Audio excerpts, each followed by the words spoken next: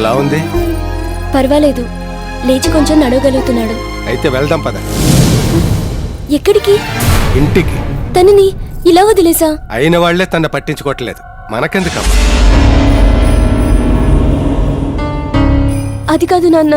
ఎప్పటికే తనతో ఏ సంబంధం లేని నీకు ఇంకేదో సంబంధం ఉందని ఊళ్ళో జనం అనుకుంటున్నారు. మీరు అనుకోవడం లేదు కదా? పెళ్లి కావలసిన పిల్లవి. పరాయి మగాడికి దగ్గరుండి అన్ని సపర్యాలు చేయాల్సిన అవసరం ఏమిటని రేపు ఎవరైనా అడిగితే నేను సమాధానం చెప్పాలి కదమ్మా. చెమర్చే కంటిని చెయ్యి ఓదార్చింది అంతే. ఉప్మా పెడితేనే అపార్థం చేసుకున్నాడు. నువ్వు దగ్గరుండి ఇన్ని సేవలు చేస్తుంటే దగ్గరవడానికి అనుకుంటాడమ్మా. సత్యబాబుకు ఇప్పుడు మనుషులు లేకపోయినా పర్వాలేదు, తన దగ్గరున్న డబ్బును చూసి డాక్టర్లు బతికించేస్తారు. నువ్వు రామ్మా.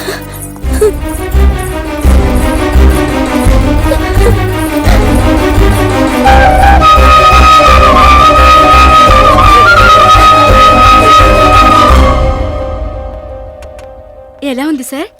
అవును, వారం రోజులుగా చూస్తున్నాను. వెళ్ళిపోయిన ఆ అమ్మాయి తప్ప మిమ్మల్ని చూడటానికి ఎవరు రాలేదేంటి? నీకెవరూ లేరా? పోగొట్టుకున్నాను. ఓ, అనాథా? అవును, అందరూ ఉన్నా అనాథ. నీకు తెలుసో లేదో, ఈ హాస్పిటల్ మీ నాన్నగారు కట్టించిందే.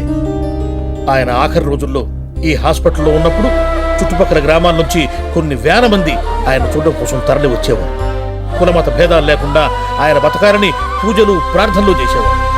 అంతటి మహానుభావుడు కడుపున పుట్టిన నువ్వు ఇంత ప్రమాద స్థితిలో ఉంటే కనీసం నిన్ను చూడడానికి సొంత వాళ్ళు కూడా రాలేదు.